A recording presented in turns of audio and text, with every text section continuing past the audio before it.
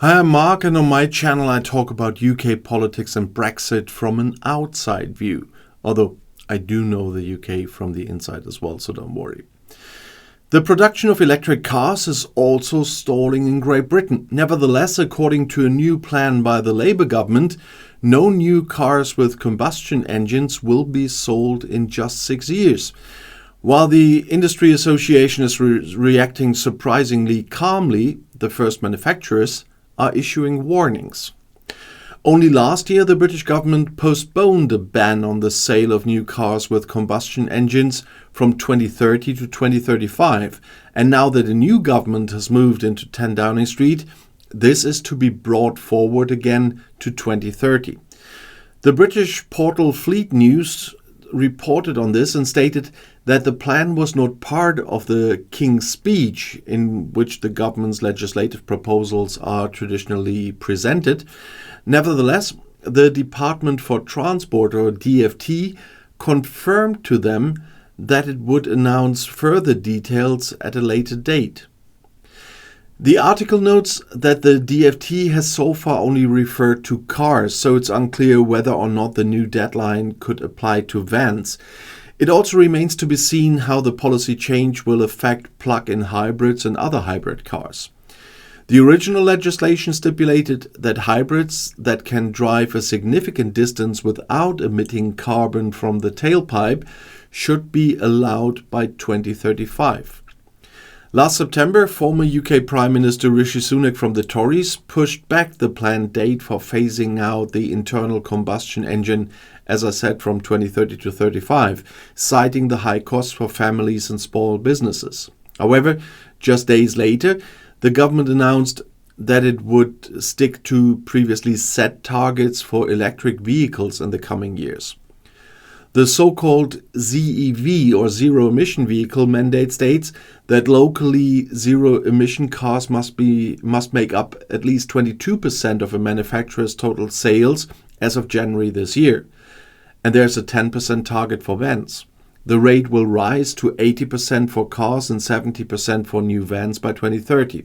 And by 2035, all new vehicles sold must be electric. Postponing the phase-out date while maintaining the ZEV mandates drew criticism from car manufacturers. An unnamed car manufacturer told the BBC at the time that it would be harder for companies to sell electric vehicles if they were forced to meet the target for electric vehicle sales while postponing the ban on new petrol and diesel vehicles. The Labour Party, which has now come to power in the UK, had already announced during the election campaign that it would restore the original 2030 deadline, so the move is not a huge surprise. We congratulate Sir Keir Starmer and the Labour Party on their electoral success. The new government's commitment to an industrial strategy and its already published plan for the automotive sector can strengthen the competitiveness of manufacturing, improve trade relations and support consumers. That was said by Mike Horse, the SMMT chief executive, after the election. Industry is fundamental to achieving net zero, which under the right conditions will deliver the growth needed for the economy. We now want to continue our productive partnership with government to ensure the long-term success of the sector and all those who rely on it for mobility, services and livelihoods, he said.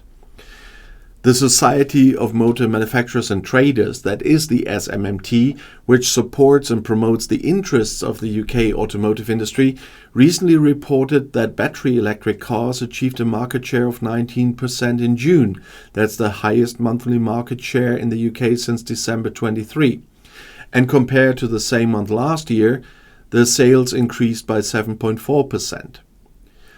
The Tories were using increasingly radical approaches to curb migration, and the government led by Labour Prime Minister Keir Starmer is now rolling back on many projects there as well. A controversial refugee camp is also facing closure. The new British government of Prime Minister Keir Starmer is continuing its liberal course and is also implementing another controversial migration policy plan by its predecessor. The Home Office announced that the Bigby Stockholm residential ship will no longer be used to accommodate migrants. Its use will end as soon as the contract expires in January, it said. The Conservative government of former Prime Minister Rishi Sunak suffered a heavy defeat in the elections, as we all know, at the beginning of July. And under the Tories, migrants were housed on the floating asylum accommodation for the first time last year. The measure was intended to reduce the costs of accommodating asylum seekers while their applications are being processed by the authorities. At the time, there was talk of saving £8 million per day, which would otherwise have been incurred by renting hotel rooms. Human rights activists, however, compared the Baby Stockholm to a prison ship, saying that the accommodation on board was inhumane. Up to 500 people could live on the ship, which does not have an engine, and that was the full capacity. And the costs for the continued use of the residential container ship would have amounted to £20 million next year, as the Home Office said. The use of the ship, which is now moored off the southern English county of Dorset, has in fact been overshadowed by several incidents. Last year, a man died on board. In addition, the residents had to leave the ship for several weeks after the water system on board was contaminated. By ending the use of the Baby Stockholm, the Labour government is overturning another of the Tories' migration policy projects. Home Secretary Yvette Cooper had already presented a bill for the deportation procedures to Rwanda, which had also been stopped. Irregular migrants who entered the country were to be deported from Great Britain to Rwanda regardless of their origin and without a return ticket. The plan could never be really implemented. The costs were nevertheless enormous, as the new Home Secretary has now explained. The Asylum Pact, concluded by the previous Conservative government with Rwanda, cost British taxpayers more than £700 million already.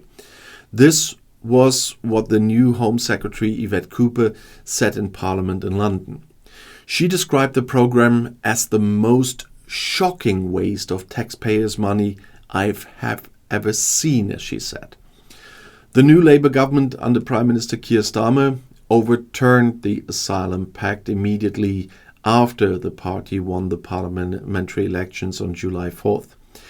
The agreement stipulated that people who entered the UK irregularly should no longer have the opportunity to apply for asylum in the country. Instead, regardless of their origin, as I said, they should be taken to Rwanda and apply for asylum there.